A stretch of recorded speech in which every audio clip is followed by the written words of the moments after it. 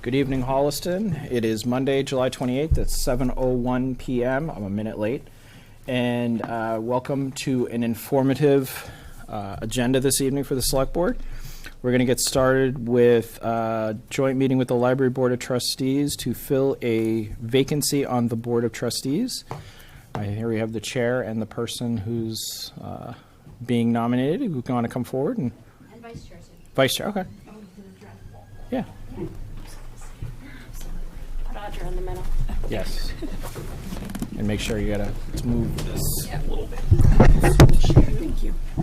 So welcome. If you could just identify yourselves, and then I assume you can start. So just want to introduce yourselves because your backs are going to be to the camera. Yep, so. that's fine. Christy Wibzar. Do I need an address too? You can say the chair. Chair, Library Trustee. Carla Alfred, Vice Chair. And Audra Friend. Okay. The nominee for the nominee? position. Yes, our nominee. So you want to talk about the process that led us to this point? Yeah, so I have a little bit on the process and also why we thought Audra was our best candidate. Great. So first of all, I just wanted to thank Kathleen and Donna at Town Hall for all the posting and managing all the candidate submissions and coordination and everything. I know that was a big effort, so I appreciate all that. We really, many thanks to them. And also to Frank. I know you're on a lot of our emails and jumping in here and there as well and coordinating all of this today, so thank you for that. So I'm going to go over the process a little bit. I think I was pretty clear. I know Frank was on all those emails about what we were doing, but the posting. For the public. Yeah, of course, that's why I'm here. The posting was available on the town website, and then also it was posted on Holliston Reporter. There are also 4 candidates who had pulled papers back in May for the election, so I reached out to them by email and just let them know that the posting was up in case they wanted to submit a letter of interest and just make sure they were aware of that opening. So we had 7 individuals who submitted a letter of interest, and of those we interviewed 5 candidates. 1 withdrew their candidacy, so they stopped the process. 1 was unable to be interviewed for personal reasons, but we still kept them in consideration during our deliberations. Each candidate received a list of 7 questions prior to their interview, and then we interviewed the 5 candidates over 2 days. Each person took about a half an hour, gave us time to ask the questions, they could answer it, and then ask us any questions as well. And we also, if we had follow-up questions too. So I do want to give a shout out to all the candidates too. We were really overwhelmed by the number of people who showed an interest, and it was really very gratifying. It was kind of embarrassing to have so many choices, but it was really, really nice to see. A lot of people really want to serve the community and have an interest in supporting the library too. So that was really, really wonderful to see such a great response. So following the interviews, the 4 trustees who conducted the interviews then did deliberation, and we unanimously selected Audra Friend to bring basically before the select board. So she stood out on several fronts, and I'm going to go through some of those, but I also will give Audra a chance to introduce herself at the end as well. And then also, Carla, you can add to anything I've missed. So just as a starting point, I know volunteerism and service to community is very important to Audra, and she had considered running for election, but when she saw the crowded field, decided not this time. And also, it sounded like you were very happy with how the library was running, so that's also good. And I know you've been in touch with Carla about things at the library, programming, et cetera. So again, not a new interest or a sudden interest, which is nice to see. Audra's professional background is in digital communications and data management, and I will let her describe exactly what she does because I don't want to mangle it. But I think analytical mindset was something that really spoke to us, and she wants to bring that kind of experience to the board. Combination of data analysis, technology focus, communication skills, and also some social media skills in there too. I thought was going to be really helpful. And if you watch the interview, I think communication skills were very apparent during the interview. So Audra also just finished serving as treasurer on another board. And I think she would bring some great experience from that board to ours as well. She did attend our last meeting, which was great, and was very interested in one of our discussions. We were talking about policy, and we were debating whether it was a policy or a procedure, and I know you really appreciated sort of that type of discussion and sort of the thought that went into it, and just the consideration and just listening, and the way we were pretty respectful with each other and hearing everybody. Audra also has experience working with diverse teams and enjoys a collaborative and consensus-based decision-making process, which is pretty much what our board is. So I thought that was another great plus for Audra. So with that, I'm going to say that those are sort of our big points for why we thought she was a great candidate. Okay. Carla, did you want to add anything else? No, I will reiterate that we were so fortunate to have such a turnout in support of the library, and consistently everybody who had applied is a library user. I could name seeing them personally at the library multiple times, being at separate events or just using the facilities. And so thank you for coming out to the town, because we've never had a turnout. We have had contested races. We've had multiple people apply for a vacancy, but never 7. That was a record number, so, in my term. Yeah. Great. So Okay. we appreciate it. Would you like to introduce yourself and Tell 'em talk a what you little do, bit about Audra. it? Yeah, my pleasure. Well, Hi. So I'm Audra. My family and I moved to Holliston about 6 years ago. My wife and I have a now 10-and-a-half-year-old. And so I'm just really excited and grateful to have this opportunity to serve the town. I had been looking for an opportunity to get more involved. We had been a little intimidated by the election process, so I do admit this sort of the ability to apply and get appointed was very exciting as a way to stick my toe in. I think like many Hollistonians, the library was a lifesaver for us during the pandemic, and I'm just grateful to be able to pay it forward, pay it back. My background is in data and communications, including databases, website management, social media. I'm excited to sort of help continue to tell the good news of the library. I don't have any critiques. I just think they're amazing. Okay, great. And you said what was the vote for nomination? 4-0. 4-0? Okay. Yeah. And I think I can also say that. Go ahead. Yeah. We all, Audra was our top choice. Like for Okay. each of us, independently, we came to that same To conclusion. the meeting, Okay. and Great. What's that? when we all showed up at the meeting. For Okay. deliberation. Gotcha. Yeah. Okay. So Solid it was a choices, but a Audra. hearty unanimous. Gotcha. Okay. I'm going to leave it. Let these folks, if they have any questions or comments or anything like that, do you want to? Yeah, sure. So Audra, thank you for putting your name forward. Thrilled that you have the support that you have, and happy you're here at the table to present yourself. Welcome, and again, thank you for your willingness to serve. It's a special person who does this, so grateful you're here at the table. In terms of process, I had a couple questions, so not for you, Audra, because you're just a participant in it, but for the Library Board of Trustees, just going back in time just a little bit. So just to set the table, you had a contested election in May. You had 4 candidates for 2 spots, and then 2 weeks after the election, one of the active board members vacated their role, opening up the seat for appointment, which is why we're here today.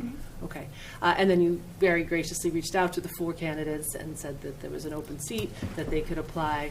And then moved into what should be and is a joint appointment between the Select Board and the Library Board of Trustees, whereas we serve the role of representing voters, right? So the voters don't choose in an appointment; they will a year from now, and hopefully you'll enter a campaign and you'll put your name up for election. But in the absence of that process being there, we represent as a joint. 2 boards, we represent that for the voters. We weren't a part of the process, and I'm just describing. We were not a part of the interview process. I think you were following past practice on that from 2021 when we last did that. My comment is there's a greater call for transparency today than 2021. And so as a result of just understanding process and always looking to improve process moving forward, we did reach out to town council just to understand the joint appointment perfect practice, best practice. And we would otherwise normally be you are currently 5 active members? I'm Yes. confused because you Yes. mentioned it was 4-0. 5 with the vacancy. 1 was unable to make the meeting, so they did not vote. So the vote in attendance was 4-0. 1 person was absent. And Okay. Audra would be filling. We're a 6-person board. Okay, okay. And so that would be then 5 members from the Board of Trustees and 3 members of the Select Board voting in a typical joint appointment process. So tonight, we're following a past practice again, where you're making a recommendation with the 4 votes and you're looking for 3 votes. Okay, all right. I think the call for transparency is there, so moving forward, especially with Town Council advising the Select Board, we would look for future joint appointments to be, I'm speaking for myself, so I guess really I'm talking to the Library Board of Trustees and my own board, would look for that combination of input. It's difficult. 7 candidates Oh, is yeah. a lot to interview, so I understand the And they were scheduling open meetings, challenges. and I know Christy did due diligence in inviting your board just to not take up your meeting at your time, but this is historically, it's not just 2021, this is what we've done, this is how I was appointed, and everybody in between. You know, we typically send the chair, maybe the vice chair, just because, and we've had this twice now, where we've had a contested appointment, where we show up. Now, sometimes we only get one person, like in the case of Bob, and that was Right. wonderful too. And then but we still did the vote independently. He was the 2021 you're referring to. We still did the vote independently at our board, and then. But fortunately, they were on Zoom, so anybody, they are on the town website, anybody can go and watch. In terms of transparency, can go and see the interviews. Right. And as much as I don't like Zoom, I do love that they are all there for the entire voting Right. populace of Holliston to see. Definitely took advantage of watching Yes. those meetings. I enjoyed your Thank you. interview. That was a You did long- very, really good job. Watched them all. And then the deliberation was not recorded, so I didn't have the opportunity to view that because it's not available. Could you just speak to how you prioritize? As you mentioned, you had 7 strong candidates. You interviewed 6 strong candidates. How did you prioritize among the experience? How did you prioritize to pick the wonderful Audra? Christy said it exactly as it was very organic, in which the 4 voting members sat down. One of them, I'm not here tonight, said, I have made a list of my candidates and had written in great detail all the pros for each one. And when I looked over at their paper, it was the same as the order was the same as mine. So then we just kind of all sat there and waxed poetic about all these wonderful people with Audra. But I can say personally, for me, the piece that set apart was the analytical data piece. We do a decent job, and there's been a lot of change. Frank is new. We got a new director.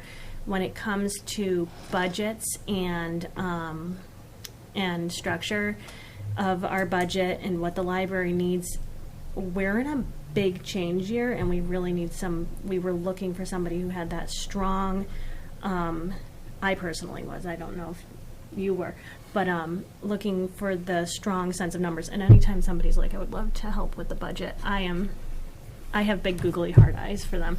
So I know in the past we've had some strong helpers with our budget too, but somebody who comes to me enthusiastic to support the library and has very detailed ideas of ways that can go. Like Audra had, and you saw her interview, so you know she had really considered policy specifically and ways the library could grow and ways she would be supporting the public through the library, all pieces of Holliston through the library, not just one faceted piece. So that's what stood out to me. But and that was reiterated with our board when we sat down. I think in years past we've had divided votes. We've gone into long deliberation, but we really just all looked at each other and we're like, this is the choice we all came to the table with. It was a little uncanny. Then we kind of all sang everybody's praises, high-fived, and went out for ice cream. No, we did not. I wish we did. That would have been better. Tonight's the night for ice cream. I think. Yeah, Nice, that would be whatever great. degrees out there. Well, I'm not saying we can't adjourn I'll and add go to one more Dairy thing, Queen. and that is just that, I think I was looking for someone who would enhance the board, and I feel like Audra really fit that. She really fills description. holes. She's not repeating. She's Right. not yelling into an echo chamber. Right. So tonight you're presenting a recommendation with the vote, and the board's asked to accept the recommendation. Is that how we're going to handle the vote? Yes. Okay. And I would say, from my perspective, I think that this makes it a lot of sense for us because we're not in charge of the library usually. So going through 7 candidates on our side of things, I think would be not a good use of our time. Yeah. We were And so that's- fortunate. It was really. That's, I mean, you know, I get your point. If there were 2 candidates, we certainly can have that discussion. But I think with 7 candidates, I would've been prefer a lot, that for they sure. come to us with, and if it was divided, we certainly can chime in and do that. But they seem unanimous. They're unanimous in that support. Yeah. You know, I understand your feeling of transparency, because I feel like you are talking to us too, as opposed and not just them. But I think, Right. you know, I think transparency is important, but I also think we want to make good use of our time. Yeah, And I we think don't want, 7 candidates would have been, they spent half an hour with each candidate. That would have been more time than I think we need It to be was too spending full on, night. on something that is a little beyond the scope of our board. If it was 1 or 2, then I think it's justified, though. Well, perhaps, Frank, we pin a future conversation about how the bylaws dictate a joint appointment. I certainly saw our role as representing voters as opposed to being subject matter experts on the library. But I think there's a little bit of a philosophical difference there, and perhaps it's a future conversation to revisit our bylaws. Me personally, I would have liked to have had a voice in the candidates among the 7. I'm thrilled you're here.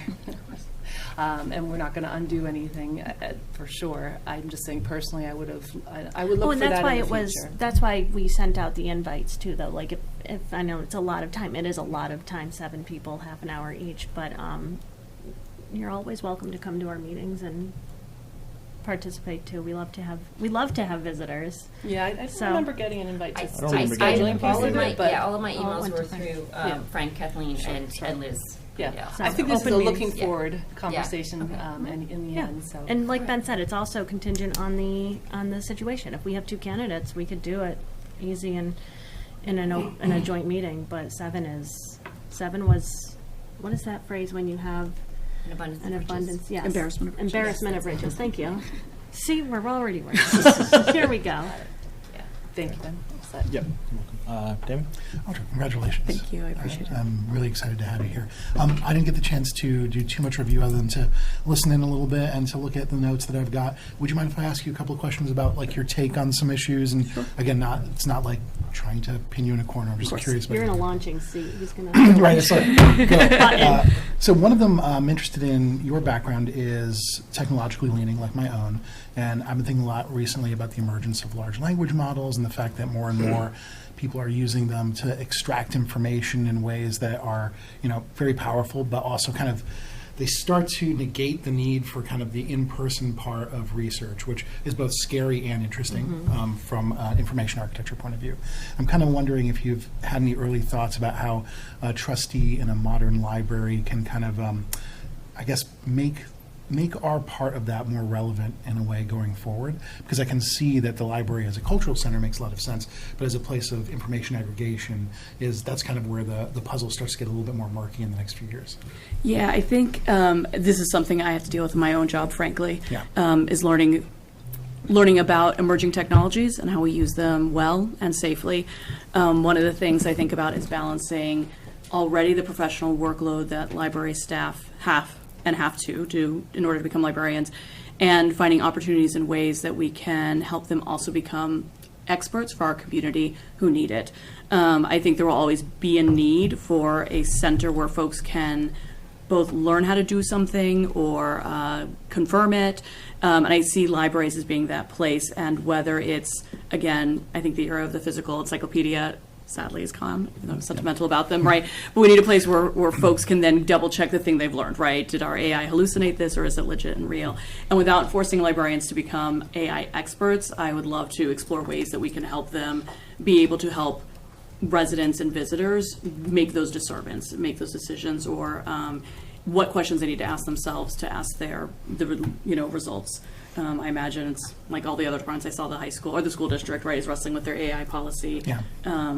It's not a surprise that the library should as well, and I think it's kind of exciting to Yeah, sort of figure I'm out guessing our you're role. probably looking into like what tools might we use in the future. There's so many new things out on the horizon. Exactly. Yeah.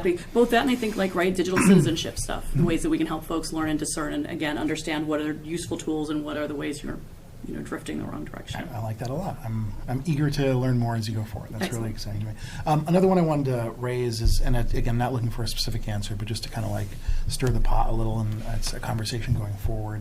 I think a lot of people in Holliston see the library as one of the few last neutral, safe spaces civically. And I try to be sensitive to people all across the aisle. I've had a political journey that's bounced me back and forth to various extremes, which I'm pretty open about. But as a person who's coming in as a trustee, part of your job, of course, is to help set policy.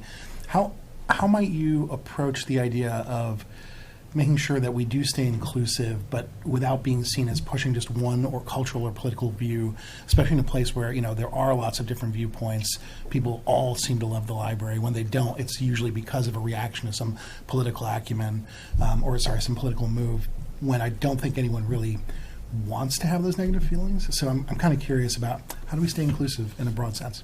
Yeah, I mean, one thing that I reflected during my interview that I truly believe is that I think the library is a space to learn and make mistakes. And I don't want to say wrong, because I think that puts, again, a sort of right at two ends, but places where we can work out and hash out things, again, in a civic community place.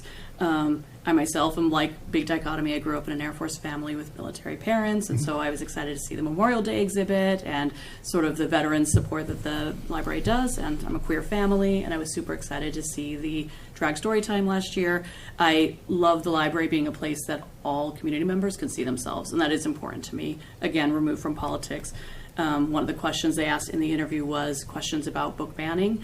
I'm excited that the staff have a really strong policy for book challenges. I think, again, the library is a place where we should be able to access the information or learn how to access it. Again, right, with our professional staff can help us figure out how you find the answer. That reflects your values, your individual experiences, but that they are not the gatekeeper to that one way or the other. So it is important to me that those spaces feel like anyone can walk in and see themselves, their family, and their values reflected, but not limited. Right. Fantastic. Great. Thank you. Thanks. All right.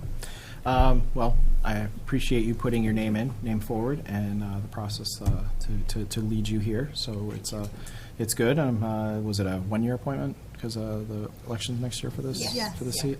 Okay. All right. So I would say one thing we should do is we should encourage the people who, if they aren't already, the people who put in their names to put in their names either for if there's other boards or committees that they could want to participate in, or that we certainly have the talent bank as well to encourage people to participate in civic life, even if it's not necessarily in the board you initially wanted to. When I followed up with the other candidates, I also sent them a link to the various postings that are in appointments that are available And the in friends. town. If you like and the this friends. board, you might Yeah. consider or, these or spots. you could just contact the town manager's Yeah. office, and Or they can that. find because they might be able to find them in a good spot. But thank you for doing that. Appreciate it. So since this is a joint appointment, I think we'll do we can take a nomination and a second, and then I think you both have votes in this particular case for this. We all have votes here. So anybody want to? Okay, I'll move to nominate Audra Friend. Audra Friend to the open position for appointment to the Library Board of Trustees for a term that expires on May town election 2026. Second. All right, so it's a roll call vote. So Tina, Yes. Damon, Yes. Christy, Yes. Carla, Aye. and I vote yes as well. So congratulations. Thank and you, you just guys. make sure you get sworn in by the clerk, Yes. and then you can start participating as You're a voter. Officially official. Oh my gosh. And then you become official. Thank you. So congratulations. everyone. Thank you very much for Appreciate coming in it. this Thank you. evening. Thank you. Everybody stay Nice to cool. see you. Thank you. Very nice to see you. Thank you. Thank you, guys. Give the everybody a minute so we can.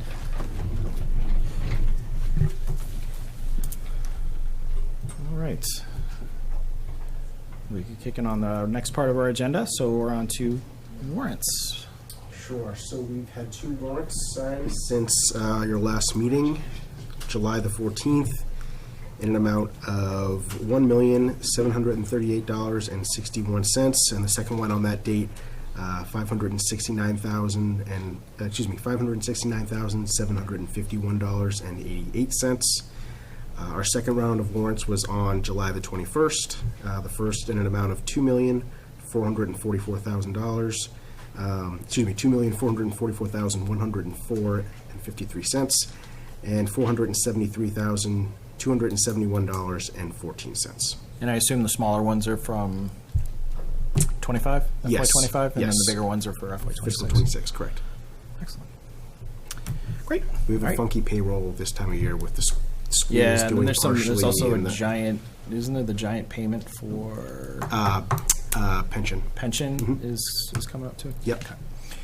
All right, we're going to move on to public comment, and just to reiterate, there will be space for the board to talk, so this is going to be pure public comment. So I see some people in the room. Does anyone in the room have any public comment this evening? I see a hand raised. Please come forward and identify yourself. And Clock is ticking. 2 minutes. Tick, tick, tick, tick, tick, tick. Good evening, Michael Cassidy, Fire Chief and Emergency Management Director. I just wanted to share a great time milestone that we reached this past Friday. As the board remembers, back in October, we received our ALS license, Advanced Life Support, from the Office of Emergency Medical Services, a division of the Department of Public Health. So we've been operating at the ALS level since October. As of 6 p.m. on Friday, the 25th of July, all 11 of our current paramedics who are on our staff have been cleared by our medical director to operate in the PB model, which means that it's a single paramedic working with basics. Some of our paramedics are seasoned. They've been working as pre-hospital providers for years, and they very quickly were able to meet the requirements and the approval of our medical director from the hospital. But others who are newer, more recently certified, or haven't worked in a system where they were the sole ALS provider, they needed some more field time, more observation. There was mentoring that was taking place. But as of Friday evening at 6 p.m., all 11 of our current paramedics are cleared by the medical director to work with the PB model without needing a mentor. I have 6 other members of our department who are currently in paramedic training. We've been working very closely with HR. We hopefully will be making a couple job offers for some additional paramedics. So we'll go back through this cycle again of people needing to go through the medical director and get cleared after a certain number of calls under supervision. But right now, everybody that we have that's working as a paramedic can do so without additional resources being required. that's excellent news. Congratulations. And I would say you don't have to do this under public comment. You can always talk to Frank and put it under comments from the town administrator. So you don't have to worry about doing it in I this, am the context. delighted to share with the board, and it again. Well, we want to hear it. But Right. it's just, I mean, you don't have to do it in that context. I got it Friday night at 5:45 p.m. So by then your agenda had long been. Yes, but that's why you can go into the comments from the town manager. He can bring you on up and I have a few comments and from a. I would never steal his. His Okay, thank you. That's it. Thank you very much, Chief. Thank you. That's great news. Thank you, Chief. Anyone else in the room have public comment this evening? I love how I say that and everyone starts doing this. Like, don't look at me. Don't look at me. All right. On the Zoom call, does anyone on the Zoom call have a public comment this evening? Can somebody hit the OK on the things just so just in case someone there has a hand up and I can't really see it on that top row? Thank you. Appreciate it. So anybody on the Zoom have a public comment? And if you missed the opportunity in this moment, please feel free to send an email to the town manager's office, and we can read your comments at our next meeting. So don't feel that this is once the time is up, then there's never another opportunity. So going once, going twice. All right, we're going to move on. Next up, we have a DPW facility project feedback and updates. So one of the things we want to talk about is discussing dates for DPW forums, potentially. Frank, do you have any updates to provide us? And then after that, we can talk about possible dates for the... Sure. So we've been going a little bit back and forth with Weston and Sampson since your last meeting a couple of weeks ago. They have some recommended due diligence that if the board is seriously considering either of the Woodland or Hopping Brook sites, that we would undertake. Some of those sorry, Tina, did you have a question? Lowland and Hopping Brook? Yes, did I say something else? You said Woodland. Oh, I apologize. No, okay. no, I've got Woodland on the brain, sorry. Lowland and Hopping Brook, excuse me. Some of those next steps could take a couple of weeks, but some of them could take a little bit more than a month. So as we look at October 20th, town meeting. The thought of maybe having a couple or one forum sometime in August, and then maybe peppering a couple others in September. I think it's important to keep that time frame in mind because we'd hate to get too far down the rabbit hole on one particular site and then have an update from Weston and Sampson that might sway the board or town meeting's opinion on one of those sites. The question that I do anticipate us receiving, so we'll just come out and answer the question about cost. I don't envision us having to eat into the $7 million that town meeting approved for this type of thing back in May. There is existing funding in the original feasibility study funding that was appropriated back in fiscal year 2023 that we should be able to tap into. There's more than enough to tap into to pay for this type of stuff. But there is the question of time. And for right now, July 28th, if we're looking at getting some crucial information back from Weston and Sampson beginning of September, mid-September, we're looking at, from there, 3, 4, 5 weeks from town meeting. So I don't think it's necessarily a bad idea to continue with the plan of having forums in August and beginning of September. But I think we certainly need to plan on having additional ones, maybe the second half of September, should we receive some sort of major update from Weston and Sampson. The biggest sort of time commitment that Weston and Sampson needs is testing of the environmental conditions at the site, and making sure that we're not going to, be left with a can of worms after the purchase and sale passes. Should town meeting approve one of the sites for the facility.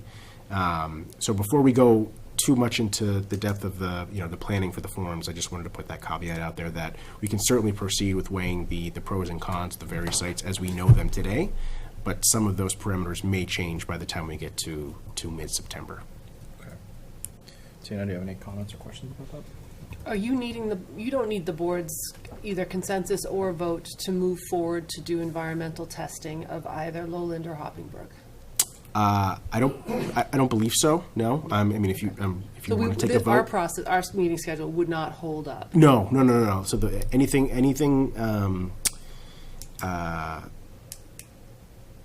whether it's a regular business meeting or the timing of the forums, should not impact any of that that additional legwork that the engineers are attempting to do or hoping to do soon. But I just want to, as those the deliver in terms of the time needed to commit to deliver some of those tasks, it will impact some of the decision making, I'm sure. Okay. Damon? My only concern, and I agree with the idea of we need to have the forums many often, is that if we're doing some due diligence in parallel, I would hate to have someone come to some of the forums where we have less information, draw an errant conclusion from those forums, and then propagate those forwards. We'll have to do a little bit of communications, I think, to make sure that if there is anything new uncovered as we go along, folks who have kind of said, hey, I've heard what I need to hear, are informed with that new evidence. Worries me a little bit. Yeah, I mean, I think it kind of puts us in that, I mean, I understand, and I certainly agree that we have to be very careful how we move forward, but I also, I think we can be clear that we don't have certain answers, and I think giving the public an opportunity to ask questions or to participate in something, I think, is important regardless. Agree. And I also, I think what I would be careful about pushing, if we wanted to have the forums exclusively like in September or something like that, then we're starting to get into, a busy time for a lot of people, and certainly there's more people around, which is good.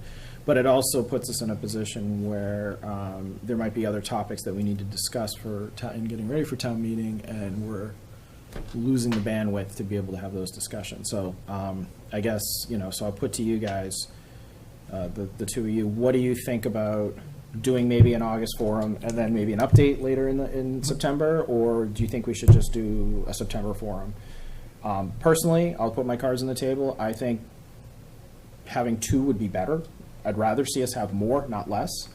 But I'm interested to hear what both of you think about it. No, I definitely think an August forum is important, and I think the scope of what we try to accomplish in that forum can be narrow. To Damon's point, that we're asking for and exchanging information that is relevant in that moment, knowing there's more to come, and then a follow-up in September. So I'm on board with 2.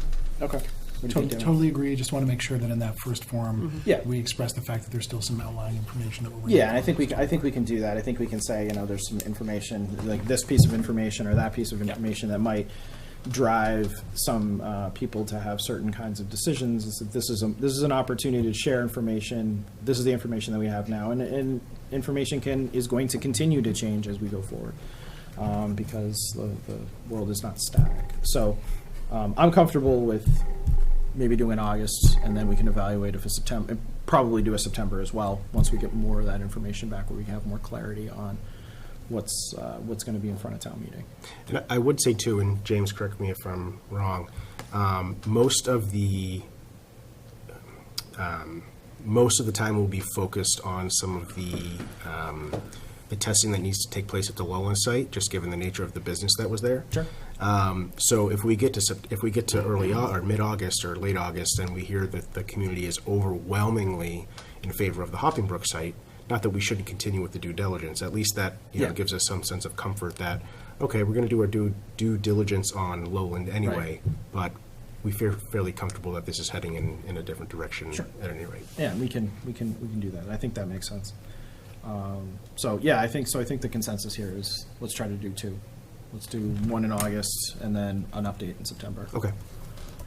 And I guess the next question is dates for a potential forum. And I want to reiterate too that we'd like, I personally, I think it should be not a night of our meeting. It should be dedicated exclusively to the DPW. I think we're going to make sure that we invite stakeholders from all these different boards and committees and things like that, invite everybody to participate, but also really looking for at least a representative from each of those, from a number of relevant stakeholders. Like, we want to hear from the planning board, we want to be able to hear from conservation, we want to be able to hear from economic development. I think there's really important people who, questions will come up, and that we want to be able to have their input, and certainly understanding what the questions are. And I see the moderator's here as well. She's behind the chair, so I can't really say hi.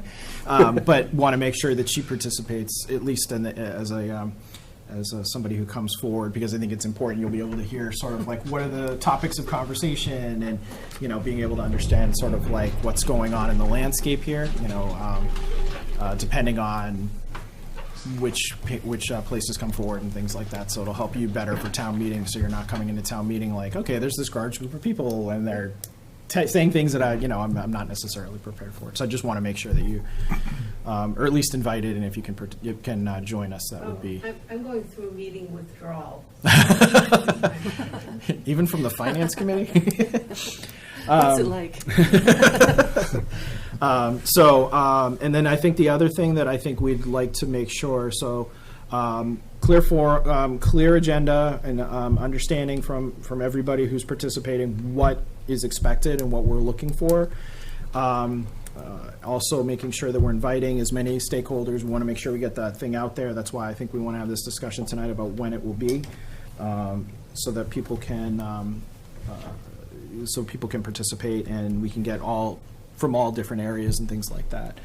And then the last thing is that I think we should have it upstairs in Town Hall. We had a forum on Pinecrest. We tried to all fit in this room. It was cozy. It was Cozy, yes. stuffy. There was a lot more people than I think we were expecting. And being able to do it upstairs, I think, would be important. And then having a Zoom component as well, so people can, if they can't make it in person, then that's okay. But if they can make it in person, then there's plenty of room for everybody to sit down and enjoy it. And I am wide open other than the week of the 18th to the 23rd. Okay, sounds good. Why don't we hear the dates, and then we can see. Oh, you have dates prepared. I think he had some dates that he was going to throw out there to sort of see what we think. Yeah, so I've talked a little bit to some staff internally about what dates may or may not work. As Ben mentioned, we've been reaching out to a few of the different stakeholder boards and committees. I'm still waiting to hear back from a couple of boards on who they'd like to send us sort of unofficial liaison. But for now, I have sort of an off week for the select board as an option, so that would be August 4th through the 18th. Okay. That would be a weekday, obviously. The board opted to do a weekend session, if you wanted to do one sort of midday on a Saturday, August 16th. I do need to double check that we haven't received a event booking for August 16th for the Upper Town Hall. I don't believe that we have, but I will just double check that tomorrow. And then we start to get into a little bit of September here, so we could do one the 6th, which I believe is the first Saturday after Labor Day. Again, that would be a weekend option, thinking that the Monday or Tuesday, the Monday of Labor Day and the Tuesday after Labor Day could be a little bit of a stretch. So that's sort of the first pass at August and that first week of September. Okay. And then as things come into closer, as we get closer to town meeting, rather, we could schedule one for the second half of September as well. Yeah, so you said, so let me just get this. So you said either August 4th, 16th, or 18th? The 18th. Yeah. Tina just said the 18th doesn't work for her too well. Yep. I think the 4th is too quick. That would be next week. I'd like a little more time to post it, but I'm interested to hear what you guys think. I am available on the 16th. That would not be an issue. What do you think, Damon? I can do the 16th. You want to try the 16th? Okay. All right, when we pencil in the 16th, make sure there's nobody else there. Maybe we can do it what are we thinking here? Holliston's active around 10 in the morning. I would say on a Saturday. You want to do late morning? What are you guys? 11 o'clock? Brunch. 11? Yeah. Brunch with the select board? That sounds Seems fun. delightful. It's a quiet time in terms of sports, so there won't be, I don't think Yeah. families I mean, would be we're inevitably particularly going to run conflicted. into people on vacations and things like that. So there's really nothing we can do about those kinds of things, but trying to get it out there. So maybe we sort of pencil it in for August 16th at 11 Let's try it. and in Upper Town Hall, and we can just verify that that works. And then if that timing works and is okay for use of the space, then we can start to publish it widely. Mm-hmm. Everybody feel comfortable with that? Yes, sir. How long will the forum be? Probably not. I mean, I think we probably want to. 2 hours? Yeah, I mean, I think we would probably dedicate at least 2 hours, but we can also kind of get a feel for it if people need a little bit. If there's more questions or more conversation that needs to take place, we can have that. And then I think what we'll want to do doesn't give us a lot of time to do it, but on the 11th, what we'll want to do is to make sure we have clarity on what exactly we want to do, what we were looking for from the exercise. I think one of the things that I think we really need to emphasize here is that I think there's a lot of emphasis on why not to do something, and we need to start to get more to why we should do something. Agree. And I think you brought that up, Strongly Damon. agree. But I think that's something that we need to kind of get away from. Not here, okay, where? And then we need to start having some of those conversations, and I think that's one of the most important parts of it. But I think are people comfortable on the 11th we can really nail down exactly Yeah. what we want it to look like and what questions we want to answer and things like that. Wide open to how you both feel about it. And through you, Ben, if Frank would find it helpful, we could perhaps assign one of us to work with Frank on developing the forum. Sure. And then when we're coming in on the 11th, we're presenting a collection of ideas. I'm happy to play that role or suggest somebody else. But I wonder if having one point of contact for the board up until the 11th would be helpful to bounce ideas off of and make sure. Sure. The board's experience over the past number of months with the DPW facility is captured and So you're volunteering? I would, sure, yes, but I'm really, it's really the idea of if it's helpful to Frank and you see the value. I'll go with that. I think that works for me. What do you think, Damon? I love this idea. Okay. And we're not taking public comment on that. No, I think it's. I No know. I comments think. accepted. I think Tina, it's a great suggestion, and then you can kind of work with Frank on getting some of those things, and then we can have something to hammer out. Make sure we have a pretty good understanding. We can tell people that it's coming, and then we can have real clarity on exactly we can get very clear on how we want to put it together. It was a really positive experience with the housing production plan. We did one in-person forum, and then we did another hybrid forum. I enjoyed that experience, and I learned a lot. And so I would see my role really as just on the structure, not the content, but just the structure Yeah, and I think of that's what it would be. The board on the 11th Yeah. can, and Frank, through Frank, and staff input and so on, Yeah. can nail down the content, but Okay. really enjoyed the housing production plan process. Okay. And the forums that we held, and would like to see that replicated here. So that's where Okay. my interest comes from. Sounds good. Okay. All right, any other comments about a DPW forum? We're going to have, Tina's going to work with Frank to put something together for the 11th that we can review and then nail down the exact way it's going to look. I mean, the agenda is going to be talking about the sites, but really making sure that we have a clear understanding of what to, and being able to set those expectations at the actual meeting. So, any other comments? All set? Damon? Great. Frank? Feeling good. I'm good. Great. Okay. Sounds good. All right. Comments from the town manager. Frank, you're on. Okie dokie. So, just a couple of normal housekeeping type things. We had a permit that we approved in the office late last week. Also, just a good note for a community event for August 16th at 6 p.m. The outdoor concert with the Claflin Hill Orchestra at Blair Square. So mark your calendars for that. We also received a number of donations this week that I'm going to get to in just a second because they were incredibly generous. So before I get into that, I just want to remind everyone that the town meeting warrant is now open as the town moderator walks out. The warrant is scheduled to close on September the 8th at 4 p.m. If you have any questions about submitting an article for consideration, you can direct them to myself or the town clerk. And as a reminder, town meeting is scheduled for October 20th at 7 p.m. at the high school. We are still accepting applications for the open seat on the Finance Committee. Those letters of interest can be submitted to Donna Muzzy here in the town manager's office through August the 22nd. And we've tentatively scheduled that joint appointment to be made with the Finance Committee on August the 28th. Have we received any letters of interest? We have received one. And the plan was to send them all sort of en masse once the 22nd comes and goes.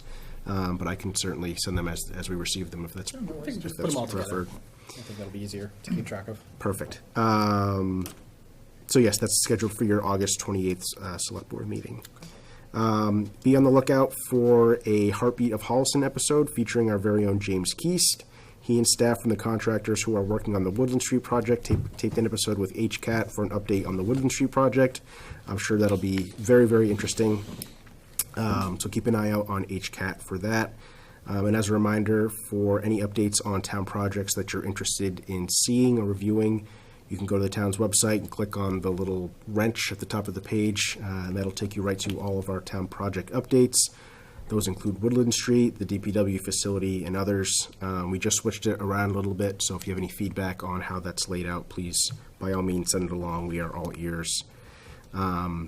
Myself, Donna Muzzy, and Peg Driscoll are going to be hosting a breakfast at the center on the morning of August the 19th at 8:30. We'll be cooking and serving, and the staff there have come up with some really catchy phrases like, we're going to be talking about, what's the egg one? Oh, our excellent future. Excellent. Yeah. Like it. Yeah, it's going to be a good time. But in all seriousness, we're looking forward to it. Again, that's August the 19th. I'll be available to discuss any questions or feedback about things going on in town. So we'll see you then.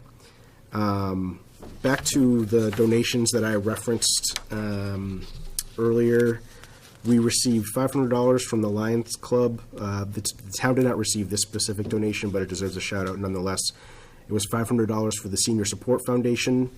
We received a total of $700 in donations for the Senior Center gift account. And then the Lions Club donated an additional $6,000 to the Holliston Elderly and Disabled Tax Relief Fund. So that's almost $7,000 in donations that we've received in the past week and a half, which is just incredibly generous. And I just want to thank all of those individuals and the Lions Club who donated that. I'm sure that relief and the funding will be will be appreciated by the center and by those who apply through the Elderly and Disabled Tax Relief Fund. And then before I finish, I have to, of course, thank Kathleen Buckley. This is her last meeting that she'll be joining us for, or at least as a town. I'm sure you'll be watching every other Monday. But, yeah, friend of Holliston. But we have already in the past month or so worked really, really closely together, and in that time it's been really apparent what a big impact you've had in the town, not only for the staff who work in our departments, but just this morning you could see the outpouring of gratitude from community members. So thank you very much for all you've done for me and for Holliston, and I'm sure we'll be bothering you about something in a matter of weeks about HR or something else Holliston related. So thank you very, very much. Thank you. Very difficult decision, but thank you. We'll miss you. I'll miss everyone. And that is all I have. And if you have any breakfast puns for the town manager staff, please send them to the town manager's office. Yes. And I'm sure Damon and I can probably pull out a few. And Yes. At least have Okay. I'm sure it'll be ecstatic. yeah. Thank you. All right, so we're going to move on to select board member updates, and I'm going to preempt as the chair, and I'm going to call out Kathleen again. And I wasn't able to make the breakfast this morning, but I wanted to personally say thank you for all that you've done for Holliston, and you've been a great support to all of us and to the town, and we are grateful for the things that you've done for us, and we are going to miss you dearly. You've been a wonderful part of this community, so thank you for all you've done. Just as much for me. Thank you. Thank you.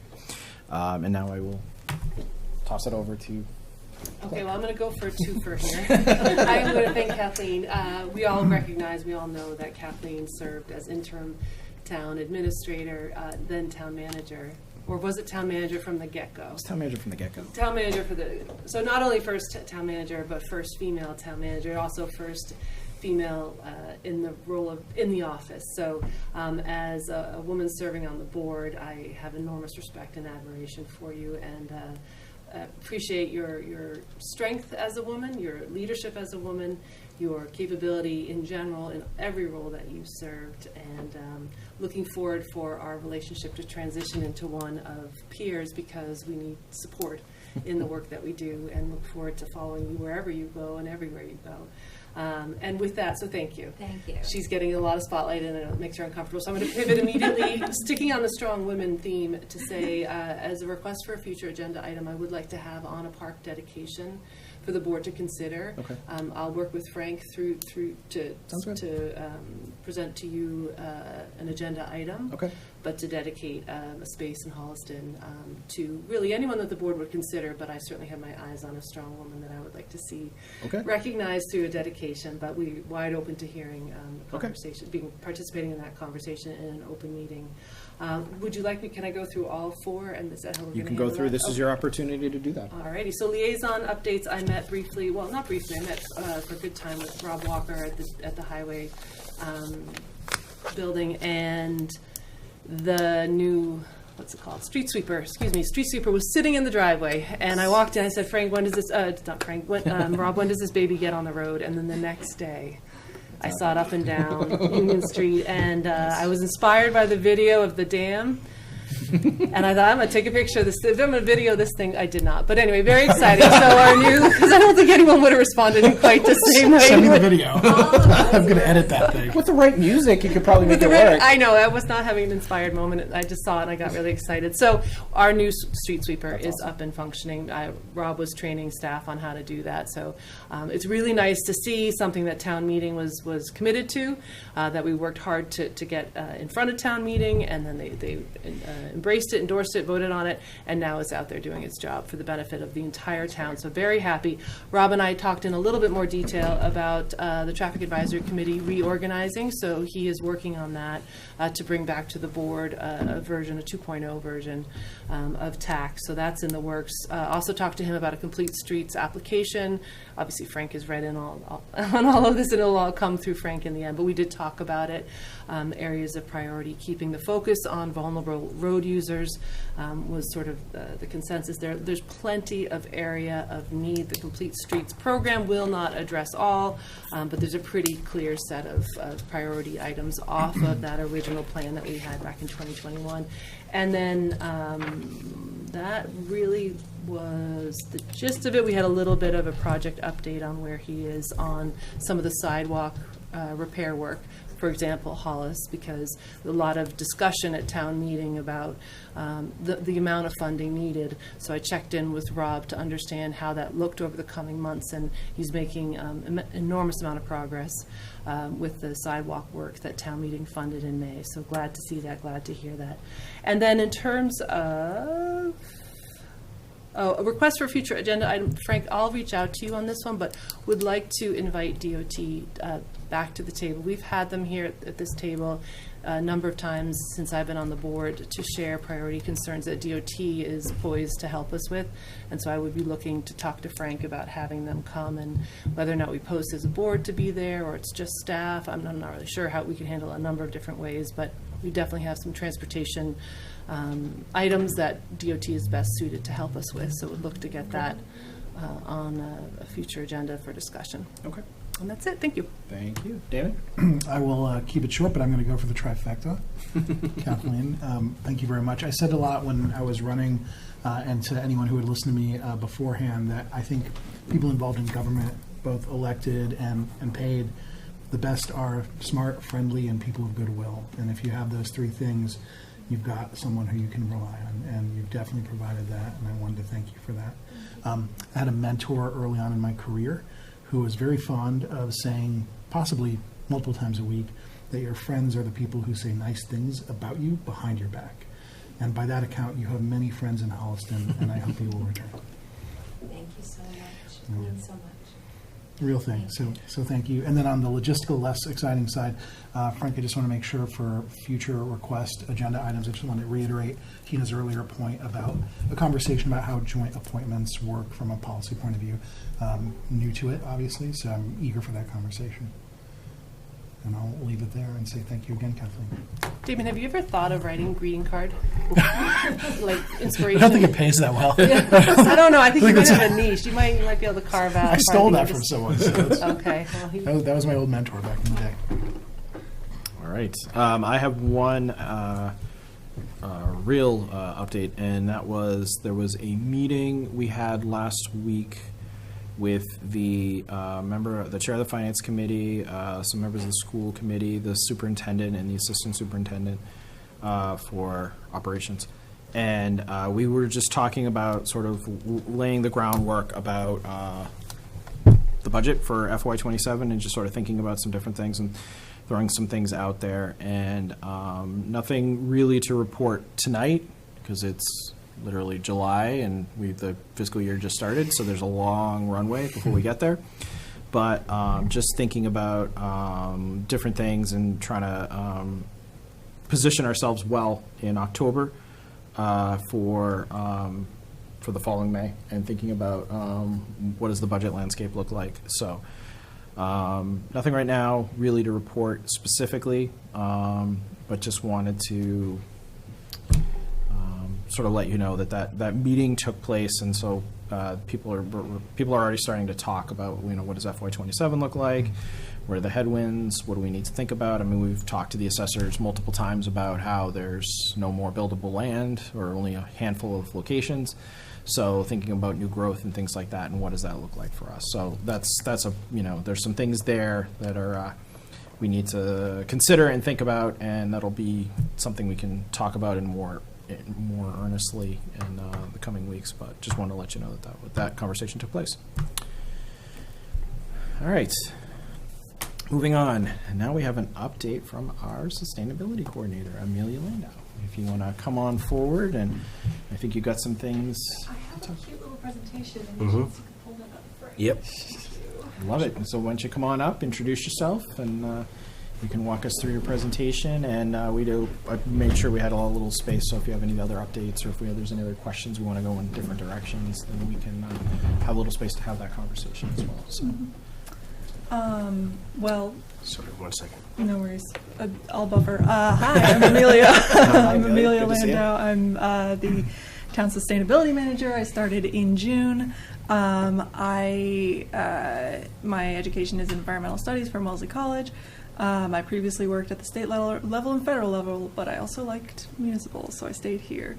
And actually, I'm going to be moving to Holliston, so Good for you. yes, very proud of Welcome. Brave. it. Brave, yeah, definitely. You guys don't have a transfer station. I'm going to miss it. Weird. But today I am. Can I cut you off really quick? Yeah, go I'm sorry, IT, would you mind letting me share my screen? Frank Travasio, please. Sorry, Amelia. No worries. I'm presenting specifically not to, get anything for your approval or anything like that, but just to give you an update on the municipal electricity aggregation program here in Holliston. The official title we gave it was like the Community Choice Power program. And so this is updates for the pricing that we're going to have through 2028 for the next 35 months. Okay. So, next slide, please. Just to re-up on what electricity aggregation is, under Massachusetts general law, municipalities have the power to purchase sort of en masse power supply for their residents and businesses, and this gives them more leverage for lower prices, which is always fun. And so while this is selecting our own supplier for their prices, Eversource will continue to handle the infrastructure, the delivery, the billing, the thing you receive in the mail, things like that. So it's no extra burden onto the municipality or the supplier. So we have a broker that we work with, Colonial Power Group, who is able to get us these, these deals with these various suppliers. The current supplier we work with is First Point Power, who's based in Cranston, Rhode Island. Is that a real place? Yes. It is. Yeah. Okay. That's right. That is correct.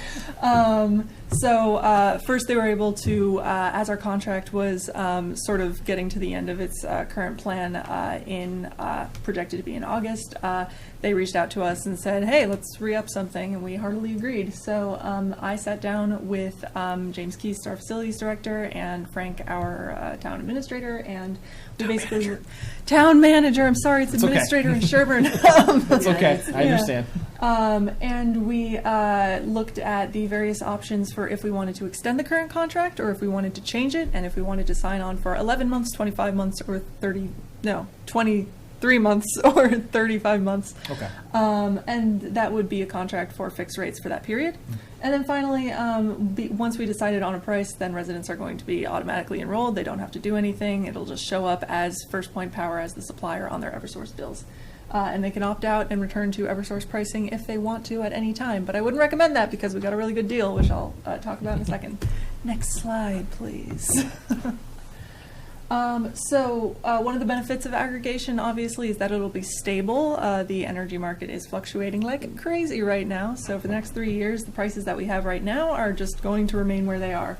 Whereas Eversource Basic Service is liable to change every 6 months or sometimes even more frequently. Not often, but sometimes. We also have 2 choices of plans that you can be on. So it's not just basic service. It's also, we have one plan that is automatically enrolled for every resident, and then we also have a plan that residents can choose to opt into that supplies greener energy, whereas Eversource Basic Service is only obligated to meet the Massachusetts state requirement of 63% clean energy, cleanish energy. We'll get to that. And then finally, you can't really see it, but if you scroll down, we have lots of participants. Those are the number of meters that we have here in Holliston, and the aggregation saved a total of about $900,000 in 2024, the calendar year. great. And even though there are third-party electricity suppliers outside of Eversource, those are not as price competitive and are also liable to change, whereas municipal aggregation, again, has stability going for it. The way that we basically chose a plan was first we considered the period that we would be going for. We were able to calculate, because the suppliers desperately want to give us their electricity, we were able to get lower prices for the longer that we signed up for, and also just the stability was one of the benefits that we were after. That price stability is against what Colonial Power Group sort of estimated to be about 14.8 cents per kilowatt hour for the next 3 years as the average for at least Eversource basic rates. We also considered whether to start in August or to start in December with this new pricing structure. December would have potentially given us even lower prices, but we would have been liable to anything weird happening in the market. So if we locked it in now, it would be taking effect in August at the same time as Eversource's new rates, so that people who are enrolling in it will actually see that improvement. And then finally, we were trying to optimize the amount of clean energy content people got without compromising the low cost and making sure that it was actually price competitive with basic service. So we basically tried to optimize greenest for lowest price. And I think based on the options that we had, that meant that we were able to extend the previous options that we had in the previous plan and contract, and just extend those two options for our new 35-month contract. So speaking of the clean energy content, here's just a little comparison. The Eversource basic service, as I mentioned, is only obligated to be 63% clean sources, which we'll get to in a second, and the rest of the sources are liable to be fossil fuels. It's not necessarily obligated to. Eversource can use whatever suppliers they want, but it's not always the most cost effective for the utility to just randomly opt in to do that, and it can change every half a year. So for the Holliston Standard Plan, and again, these were the ones that we were using before, so it's still the same composition for the current plan that we have going into August. But we have the 63% required from Massachusetts, and then 30% of it is wind. And we specifically chose that for its price and also the fact that wind is guaranteed to be one of the cleaner resources, whereas the 63% that makes up the Massachusetts requirement is composed of wind and solar, but also burning landfill off-gas such as methane, nuclear, hydropower, and trash burning, which all can have their own ecological sort of ramifications. So by keeping 37% wind, we basically were trying to actually make it the greenest option. And then finally, if you do want to opt into the optional option, that is 100% Massachusetts Class 1 renewable energy credits, or Class 1 RECs, say that 5 times fast. And those are solely comprised of wind, solar, and landfill gas combustion. So in general, they are cleaner, and it was not too much of a price jump for people who really do care about that and don't want to contribute their money towards less clean sources of energy. Next slide. So, drumroll please. This is what we ended up with all of that in mind. As you can see, Eversource line go up, Holliston lines go down, which is what we love to see. Currently, with the prices starting in August, the Holliston standard pricing has dropped to only about 14 cents per kilowatt hour, whereas Eversource is nearly a cent higher. And we still do have a more expensive option for the entirely green option, but it is less significantly expensive than it was before. So, and the reason February is there is that's the last time Eversource changed their rates for point of comparison.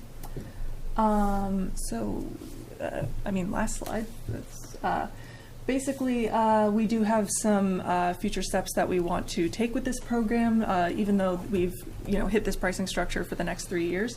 One of them is kind of separate from aggregation, but still brokered through Colonial Power Group. We do have the opportunity to secure an additional 2-cent discount per kilowatt hour on electricity prices in Holliston for the next 20 years for residents that qualify for income-based energy assistance. And so that is something that we haven't yet been able to pull the trigger on, but it would not be a select board approval. It would be another town manager signature like this plan. I could go into more of what we're looking at right now, but the basic holdup is just making sure with town council that we are able to do that for a 20-year, contract without putting it before town meeting. The other two things are just things that are continuing to be the same. I want to continue to encourage people to enroll in the program, and for residents for whom it really matters to opt into the greenest option. And then also I want to be able to use this to raise awareness for on-site generation for people who want to get off the grid entirely or participate in community solar or own or lease their own solar arrays and things like that, so that if energy prices in become something that is problematic for our community, there are other things that I'm also, interested in exploring for people to be able to best, finance the way that they live. So the last slide is just like, thanks, any questions? But that's basically what's going to be happening. And for those at home, if you want to talk to me about this, you can call me down there, or you can come bother me at Town Hall. I work downstairs in the building department. Wonderful. Thanks. What days are you here? Realistically, Tuesday, Thursday, Friday, but Okay. it is liable to vary. I'm shared with Sherburne for those of you who don't know. I know Yes. there's also a camera over there. I guess I could talk to that camera. Well, Yeah. that's the Zoom camera. The ones that you see around, those are HCAT. Hi, That's Tom. HCAT. Hi. That's Tom. Okay. So he's switching those around depending on which. Can you tell I'm new here? Yeah. It's okay. I don't even. I only pay attention to that one. He and Tom can figure out the rest. That's why he's here. So I'm going to throw questions from the board if they have any. Let's just talk about this program first, and then if we have other questions or thoughts, we can bring up other topics. So You mentioned, if you go back one slide, you mentioned one of the goals of this presentation is to show people how to enroll. Just the keep going. Second to last slide. Just you mentioned I thought you it's said on the slide, but I'm also sorry. I you. thought you said okay. second slide. I apologize. that's the penultimate slide. There you go. Got it. You talked about increasing enrollment in the program, but you also mentioned that folks will be automatically enrolled. Could you just clarify that a little bit? Because as I was following you, I understood that there's a middle option. It's the 63% green, and then the 37, which will be wind. That's the Holliston option. That's what everybody in town will be Yes. enrolled in. Okay. So the best answer to this question is, Frank, I'm sorry to keep going around everywhere. Could you bring us back to the previous pricing structure? Sure. Thanks. Yep. That would be it. Holliston standard. Yep. People who have previously been enrolled Yeah. in the municipal aggregation will continue to be enrolled in it automatically, but people who have previously opted out would be automatically thank enrolled in Eversource as they change their pricing structure. They would be and the that's no ones- longer in their self-interest. So I want to be able to Okay. promote this so that people who previously were on Eversource because it was cheaper than us are not still there paying higher prices. Okay, so you're really looking to move people from two directions. You're looking Yes. to move people who were previously opted out of the municipal aggregation program in, and you're also looking to move people potentially to the Holliston optional, which is 100% clean energy. Okay, that I wasn't understand. I wasn't following that. sorry. I understand. Okay, how are we going to share with residents these options? How are we going to communicate? Obviously here, Yes. this I'm sure will live on the website. Are there other communication tools at work to let people know that they've got maybe two options available to them? Yeah, so Or they fall into- I think it was required for us in order to make the August 25th pricing change by DPU, I think, to at least put a program announcement up on the website. So Okay. that's currently housed on my new sustainability webpage, Okay. which I've been renovating over the past month so that it's much more resident accessible and has more up-to-date information. So if you go to the sustainability webpage, which is linked at the end of this presentation, it's under news and announcements, and it's also under the news headline of the main page. So it's front and center for everyone to be able to access. The town of Holliston also has a page on Colonial Power Group's website where you can not only see their pricing structure and basically all the back, get into the weeds of how all of this works, but you can also look for more specific instructions on how you can change and opt into or opt up or opt out your registration with them. You are clearly very good at giving presentations and pulling together Why, thank you. complicated information in a way that's easy to follow. If it's within your wheelhouse, I'm wondering about having a poster for the forum on the 16th, where as folks are walking in, perhaps even with a QR code or however you would best link folks to this information, so that when we're doing any kind of a community engagement, where this is so timely, Yeah. and we're talking about an August 25th switchover, that there may be some real value there if that's something that's within reach for you. I love graphic design, so yes, I Okay. can definitely design something Okay. for that date. Yeah. Great, thank you. I'm all set. I think also we're aiming on doing sort of a late summer newsletter update. Yep. That would have a fair amount of other updates in it as well, but we would also include this Great. in there too. Great. I might have one other question. There are 51 participants. Those are households in Holliston. Yeah, that's the number of Yeah. meters, not the number of resident Okay. individuals. And that includes households and also businesses. Have you come across any? Are we seeing a shift of folks doing off-grid their own solar arrays? Are you seeing any shift? in We that? do have people who Yeah. have solar arrays. In the time that I've been here, I haven't been able to look at overall trends, but it is definitely, regardless of what came before, now that I'm here, I'm going to be working on it. So Great. Yeah. Okay. Thank you, Amelia. First of all, money talks, savings are great, and that is the best way to convince people who are kind of thinking about it, so I think that's great, really wonderful. And I like that the option is available for those who want to be completely green. You're obviously a practiced communicator when it comes to these environmental concerns. Do you worry that people don't understand how RECs work? So basically the idea of, I think you can't trace an electron, right? And so I think some people might be confused and thinking that like, oh, this electron is coming from green power, when it's more that the company has purchased an REC, which means that somewhere in the system, someone is adding green power. Is that a worry at all? I don't think it is, but I'm curious what you think. Mostly what I try to communicate is the idea of the sourcing is somewhere out there is electricity generation that's this as opposed to this. Yep. And so even though it's not right down to where the electrons come from, I think the most important thing to get across to people that I'll take the opportunity to talk about now is that there are lots of different resources that go into our power supply here in New England. ISO New England is basically the entire grid for our region, and the Mass Class 1 RECs, Which is the Holliston optional choice. yes, which is the Holliston optional choice, is technically a slightly less direct way to access those, but if you look at the actual sources that it's coming from, you can think of it as equivalent. The only thing that it matters for is for the people actually buying the resource, which is us through the broker, hence why individual customers, residents don't have to worry about it. If you are curious about more information, I can definitely link you up with some resources, but if by all means, Colonial Power Group has a lot of great things on the Holliston part of the website, and they're just general information. So I definitely encourage people to, if you want to know more, contact me, or you can research with the resources I provided. Excellent, thank you. Will this presentation, can we put this presentation on the website? Sure, that'd be great. Okay. We can link to the video as well if that's Yeah, I think it would be great to be able to, for people to be able to hear from you and be able to see these things directly.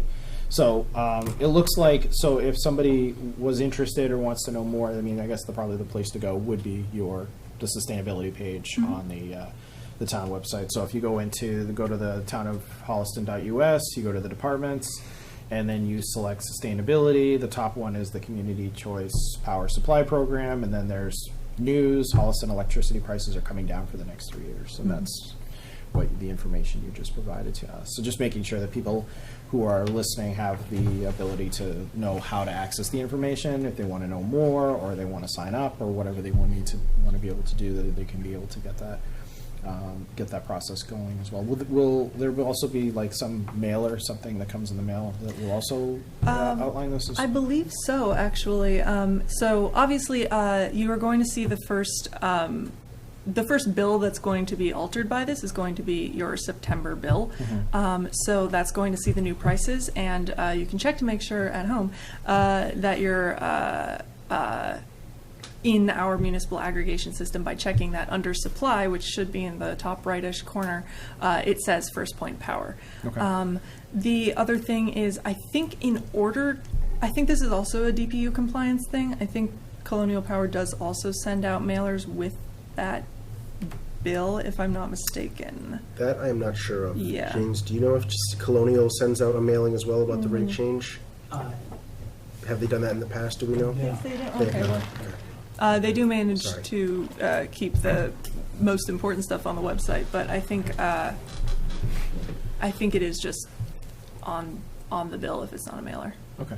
We just want to make sure that people know If they want to opt into a program or they want to opt out or whatever they want to do, they have the ability and have the understanding of how to access that information to be able to do those kinds of things. One thing on my wish list is I would love to make a brochure to put downstairs in case anyone, comes in asking about it. So Great.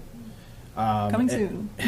And I would encourage you, depending on which way you do, you should also try to find ways, we could talk to Chris about doing it, so you can actually see which ways work better. Like you have a different QR code for each one, so it has like sort of different There you go. access points, and then you can say, ooh, this one got more attention than this one, so I probably should continue to do this a little bit more often. Thank you very much for putting all this together. This is exciting. Do we need to vote on this? Or is it- I no, believe it's just- so. Okay, I just wanted to check. I FYI. can't remember. That's FYI. That's great.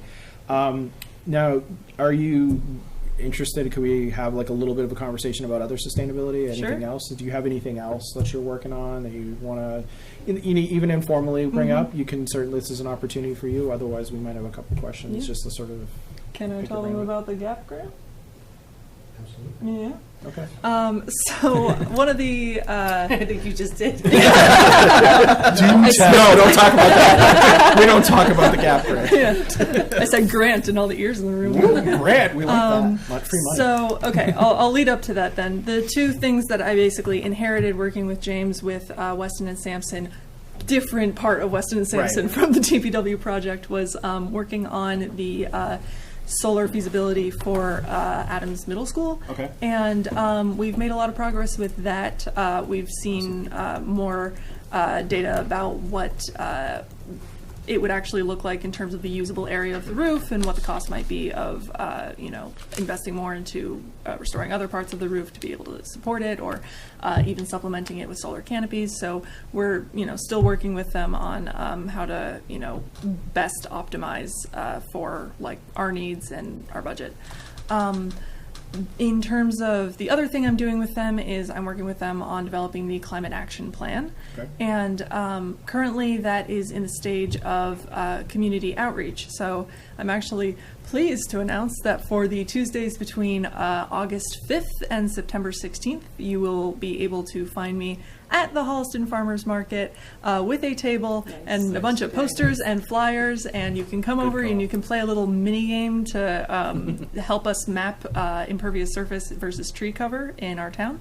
And I will be talking about the community actions that we've taken towards combating climate change, so that I can get the word out that we are going to have some workshops represented at Celebrate Holliston, and then following in October, so that people can make their voices heard for what they want to be, what they want to have included in the climate action plan. And I would also encourage you to go to town meeting on October Yes. 20th too. I was Just kind of good. already planning to. Good. But that is definitely, that's been, it's a great opportunity working with Weston and Sampson to get some of those materials. So you should see me week from tomorrow. Great. And then for the grant, which is where we got here, there is a, in previous years there have been GAP grants, and by they, I mean, I think it is the DOER. Yeah, has announced the GAP 4 grant, and this grant basically is just, it's not a match grant, it is, or like 100%, as much as we wish it was, but instead the whole point of it is that you pay however much and they're able to cover the rest of the cost to get to the end. And they are offering specifically for wastewater treatment decarbonization, which I know we have. And in fact, currently for GAP4, they're running a wastewater energy recovery pilot program, I think is the official name of it, that would offer a couple $100,000 for the planning, design, and construction of energy systems that incorporate the cycling of wastewater. And I think in consideration of the energy projects that we're currently doing on the schools, that's another great opportunity to look into, for example, the feasibility of using geothermal or, the ground source, heat pumps that are reliant on those underground tubes of water that we happen to have. And those are competitive, but the grant process the grant itself is going to be released by next month, I think, so by September. And I think once it opens, it is on a rolling basis until funds are depleted. So. This is to turn wastewater flow into a heat source. Yes. Okay. And the also, schools? yes. Okay. And potentially also separate from the pilot program, there is just general wastewater decarbonization. I know that we already did a lot of, energy improvements to the school's wastewater treatment plan, but we also have other opportunities that we would be able to try to. It doesn't hurt to apply. Sure. Absolutely. Okay. Tina, any comments, questions? Question online, just saying. Yes. Hi, I Wendy. wasn't planning on taking public comment, but I apologize. no, it's okay. It's okay. No, it's fascinating to talk to you, and I'm glad you came back to the table for this presentation, and also were willing to share additional information. I hope to see you more often. Not more often, but often, I should just say. Because I think, I absolutely believe this community, there are many people in it that care a lot about this information, which is why I was pushing a little on how do we let folks know about the options for municipal aggregation. And so having you here present really does a great job of sharing it, so I'm glad you're here. Thank you. Thank you. Tim? Nothing further. I'm really excited about the program. I'm glad you're here. You're already making waves, so thank you for everything you're doing. Of course. Thank you. And and I appreciate the work that you're doing here. I think it's great, and getting information out to the public, I think, is so important. And continuing to do that, and I applaud you, your efforts in doing the farmers market and things like that. Yeah, And I think that's pretty awesome to do that. I think one thing that's interesting is like when Tina was talking about like MassDOT and things like that. I think thinking about like what kinds of things are there, other opportunities or things that we can think about, getting people out of their cars and things like that. Are there other? Well, she said I know. climate action plan, and I was like, well, I'll wait for that Okay, conversation when we get the it's just actual like my climate action my plan initial instinct report. when I Maybe hear- you when I should hear come things to the like that. workshops. I'm happy to, but I'm always thinking about like when we think about things like Yeah. sidewalks and things like that. I mean, I'm always trying to think about ways to encourage people to if walk and, we were and a bike betting, and do if we things. were a betting board, we could place a bet right here, right now, to say what will be the top contributor to greenhouse gases in the town of Holliston, and I'm 99.9% sure that it's going to be transportation. Although housing and buildings might be like a close, but I'm pretty sure it's going to be if not But a first. I think- I do have but a I- statistic on that. Please share, Oh, please interesting. share. I do believe that 43% of Holliston's emissions currently come from vehicles. I think that is a statistic I have from Okay. the So- decarbonization road. I was waiting for Amelia to get the report, share with the board, and then launch Okay. myself. But thank you for priming But the I conversation. think I'm always Maybe it's looking for- changed. Who knows? Yeah, maybe. But I'm always trying to think about Yeah. ways that we can encourage that. I mean, I live on the far side of the Hopkinton side of town, and in order to get anywhere, I have to drive.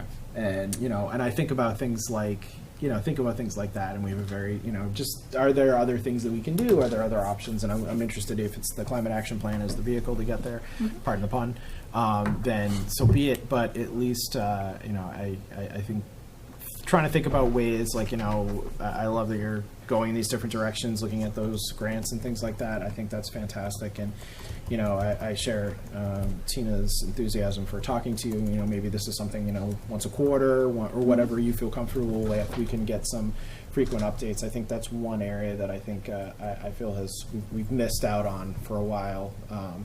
Is getting frequent updates and information about new programs and things like that. And I'm sure James is very excited to do the rain barrel again. I know I am. But actually, I mean, the fact is that he stepped up to make sure that the program continued. So those kinds of things, and if there's others that we can put out there, we should. So thank you for all that you're doing in a very short period of time. It's very exciting. So Thanks. Frank, anything? No, you feel sort Any of closing comments that you have, or you? Excited to be here. Come see me at the farmer's market.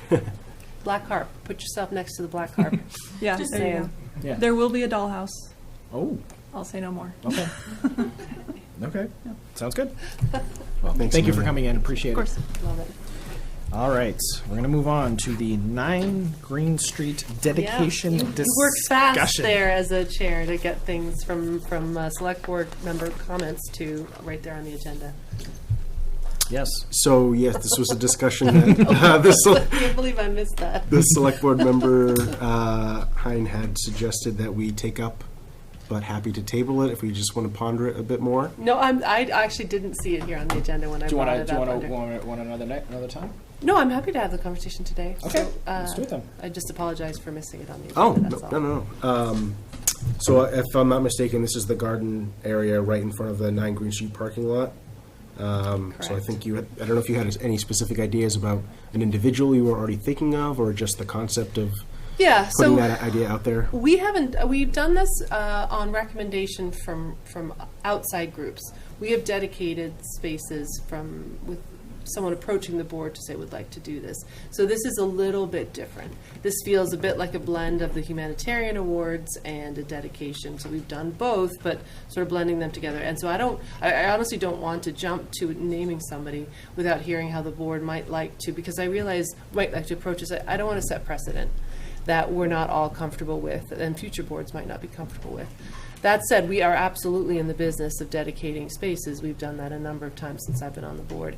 So I think the first conversation to have is there board interest in dedicating any space moving forward, this space moving forward, and then second, to sort of discuss how that might look. I absolutely have someone in mind. It's not an empty request, but I would hold back to hear how the board wants to approach it. Because the second piece to it, the third piece to this would be when we've had an outside group. For example, the Holliston Garden Club, they dedicated a tree to Jill Malcolm, I believe, and that tree now lives in Blair Square. They found their funding source for the tree dedication.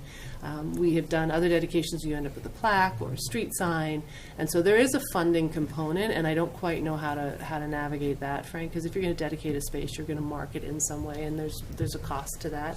So that was a sort of a significant piece that I thought we ought to talk about. So first is the board even interested in being in the business moving forward of dedicating spaces? Second, how much you like that process to go? And third, and this probably would be a conversation outside of a board meeting with an update back to the board on funding, something like that. So that's the corners of this conversation. But yes, I have someone in mind. And yes, I have a space, and yes, it's 9 Green Street, but I think we start step one. So that's my sort of what I would put to the board. So what you're asking us to do is to talk about whether or not the board should be in the business of naming spaces. Yeah. And then what is the process by which that takes place? Yep. That's right. Okay. Did you, I assume by the fact that you're bringing this forward that you feel that we should be in that business. I think so in building 9 Green Street, that potential was always there. We knew that we were creating an area that was going to be a gathering spot. And so it's always been, in my mind at least, something that was a potential there. We will have similar projects in the future. There are other open space areas that the town has access to for betterment, improvement, whatever, that we may look to do in the future. So I can't think of too many examples right now, but I know that it's not out of the question that we would, through so Goodwill Park, for example, when that renovation is done, we may see a request for a dedication. I'm just speculating on that, but there are other projects, the Flag Field, if we develop 260 Woodland Street into recreational space, it's completely plausible that we'll have requests for dedications. Naming things is tricky. Yeah. And we haven't really had a process. So this is maybe a bigger conversation that we don't get to tonight, but that's the starting point in my mind at least. Okay. Damon, what do you think about that? Many thoughts off the cuff. Are you specifically interested in naming a place or honoring a person via a dedication to a place? For example, there are places that I've seen in other towns where there's like the Wall of Heroes, and boards will add a name to it, and there's more than one person. Sure. And so that's one way to add some fluidity. I'm not for or against it, or is it more like, this is Jimmy Square? Right, For Jimmy. the latter. Right, Yeah. okay, so it's more the latter. Okay, Mhm. so, then I would think I'm generally okay with that. I do think that we will want to have a rigorous process because people are fickle and strongly opinioned, and they'll want to know why this person and not that person. And I think that, as a person who I'm okay with that fluidity, I think it's all right to, if we agree to say, like, And the reason is because this select board decided.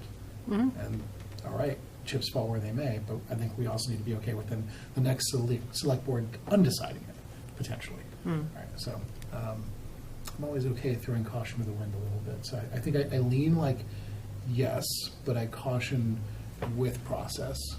I am not religious on this point of view. There could be a role for town council to weigh in. I'm sure they've assisted other Sure. communities on Yeah. how a board best approaches something like this. I mean, I'd be interested to hear what other towns do in these particular cases. I mean, personally, I totally respect and wish to honor people who've come before for whatever reason, you know, that they've participated in things. But I think where it gets, you know, I think where I think we need to have a process, to Damon's point, is because, you know, why this person and not that person? Should the board be the ones bringing it forward? Should an outside group bring it forward? Those kinds of things. And then I am a little cautious as well, because it's sort of like, you know, there's a finite number of spaces. And then you wind up in a space where everything is named. It's sort of like, you know, you can go name happy, I guess. You know, and I certainly see the other side of it, and I would love to be able to find ways to honor people. We do things like the humanitarian awards, and I think those are, you know, I think people look to that and appreciate that as an exercise. So I'd be interested to hear what other towns do, if there is Process-wise. a best practice. Is there somebody else who has like, hey, so-and-so does this is how they handle those kinds of things. I think I would want to sort of understand that. I'm not saying no to anything. I'm not saying yes to anything either, because I just feel like we, you know, sometimes it can feel, it can feel like, you know, well, this so-and-so is a friend, or so-and-so is this thing, and I don't want it to, I want it to be, you know, like honoring those people in those ways and things like that, you know. And then we've seen a variety of different things come forward since I've been here. You know, I think we've named there's been a couple of fields that have been named. I've seen some benches. There's definitely been some avenues, and so I think I'd be interested to have a little bit more framework to work from, and kind of have a little bit of a process here before feeling comfortable moving forward. Just because I want to make sure that we're being thoughtful about it in our process, and it's not, it doesn't become, you know, a popularity contest based on who we like, and it can be something that that could be the answer, but I don't feel that I'm the final arbiter on any of those kinds of things. Yeah, my motivation is definitely that, as I spoke earlier about Kathleen, is recognizing strong women in Holliston who have contributed in significant ways to the fabric of our community. I do see that happening. In the past, we have done that, and I'm motivated to see a woman in that position. Oh, absolutely. So that's my motivation, but I think the part that needs the most clarity in my mind is whether the board takes that action, that step to do that, or it needs to be, as it really, in my time on the board, historically has been an outside organization taking that step. I think for me, that's the biggest, that and the funding. So I'm hearing what everyone's saying. I think, Frank, this is to bring back, maybe through Ben, at a later date, if we can get some more information on process. Okay. I think a process discussion. Great. I think we'd like to have a process discussion about this. Great. Point of inquiry, are there grants for these kinds of things? I've never encountered one, or is it usually self-funded by municipalities? I think for the most part, they tend to be either self-funded by the municipality, or there would be like a foundation or friends of, exactly. Yeah. Interesting. I think in some case, one of my least favorite expressions in local government is care, custody, and control. And sometimes this comes down to, well, what board or committee has care, custody, control of whatever parcel. And sometimes it's done out of deference to them as to, you know, what the process might be. So the select board might have one process for a town-owned property, but the Parks and Rec Commission might have a totally different view as to how to name something. But that's, you know, down the line, I think, based on some of the feedback that we're getting right now. I'm not sure we actually have any process. So this Probably could be. I don't think we do. I remember when the new well was opened, there was a passing comment that they could be named in memory or in honor of the board at the time, that saw the opening, and that didn't come to be, but in large part because there's no process by which that would happen. So, okay, I think there's more to understand and do, but I'm focused on it, and we'll get to the other end of the decision at some point in the near future. So thank you. I look forward to the opening of Dimmock Bridge at Woodland Street. You two are in favor? You're building bridges building bridges throughout the building community. bridges. I get it. We'll talk more offline. Anyway. All right. Overreach. Sorry, Chairman. How about we name the pipes for the wastewater? Fantastic. I came here to get crap done. Or you're full of it. Anyway. Thank you. That was great. All right, moving on to a certificate of recognition for Charles Nickerson on his 100th birthday on September 3rd, 2025. Sure. So I just wanted to give a quick shout out to Mr. Nickerson. His family and friends are working on a citation for him. We were also working with this with Representative Rita DeRosa's office as well as the Senate President office. So I just wanted to give a quick overview of the contributions he's made. So Mr. Nickerson, this is from Bobby Blair's Holliston, A Call to Duty. But just as a quick overview, found himself jumping out of a plane on D-Day in 1944 as part of the 82nd Airborne Division. He earned 2 Silver Stars as well as a Medal of Valor from the USSR, actually. And as the lead reconnaissance scout for his unit, Nickerson would often find himself behind enemy lines. Nickerson would take part in the Battle of the Bulge and make his way with his unit to Berlin for the end of the war. And so in addition to that contribution, obviously, that he made in his service to the country, he has made contributions here locally as a former owner of the Outpost Farm, which we all know and love. So, like I said, we're working with the state delegation on a separate citations from the State House, but also wanted to give the board the opportunity to put something together for him as well. So all of these will be delivered to him on August 30th, which I believe is when his family and friends are gathering to celebrate. But also wanted to publicly acknowledge his service that is summarized here, and open to any, however the board wants to handle it, we can do it, but I think we're planning on having them dropped off on August 30th via the Veteran Services Department. Great. Okay. Tina, any? So we have here tonight to sign a certificate of recognition, and so we would move. Would you be looking for a motion to accept this, to sign the to present? Yes. The certificate Sure. of Motion to recognition? motion to approve the or motion to issue the citation to Mr. Nickerson. Okay. I have one question: whether Sure. or not we, as we've done in the past, want to name September 3rd, 2025, Charles Nickerson Day. We have done that in the part as part of a citation. Oh, sorry. I think I'm open to that.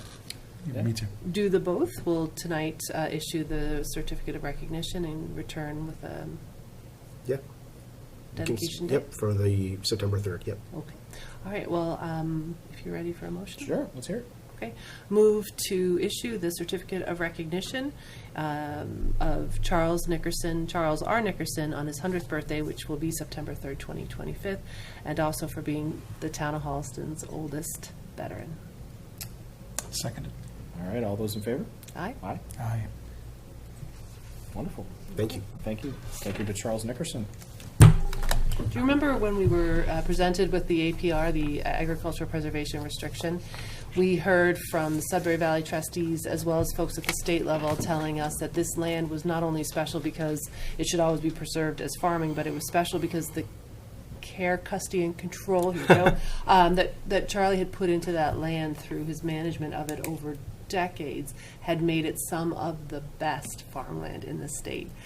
So he's all of these things. He is also an incredibly talented farmer, that he was recognized in that way, and that land is considered in that way. So there's that piece too. Yes. Not for nothing, but I'd love to add, for those who don't know, the 82nd Airborne was the first airborne division to experiment with parachuting, and they were the true tip of the spear. Anywhere where there was conflict, they dropped in behind enemy lines at the very, very beginning. And if he was their scout, then that means he was the tip of the spear. And a man not to be taken lightly. That's all I would say. Wow. All right. Okay. We have some board business. We can put this forward as a consent agenda. Okay, is that what you'd like? Yeah, let's do that. Move to approve this evening's consent agenda, no call-outs. Seconded. All right, all those in favor? Aye. Aye. Aye. All right. 2 appointments and some meeting minutes. Other business. Any other business? I have none, thank you. David? None, thank you. Frank?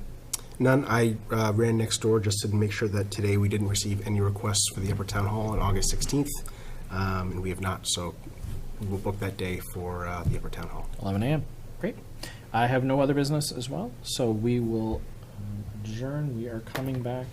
When is our next meeting? I'm trying to remember. 11th? I believe it is the 11th. Yes, it is Yes. the 11th. So we will come back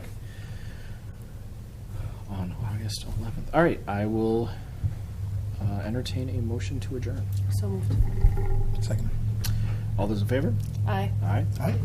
And we are adjourned at 8:45 p.m. We will see you on August 11th for our next meeting. Have a good couple of weeks and stay cool.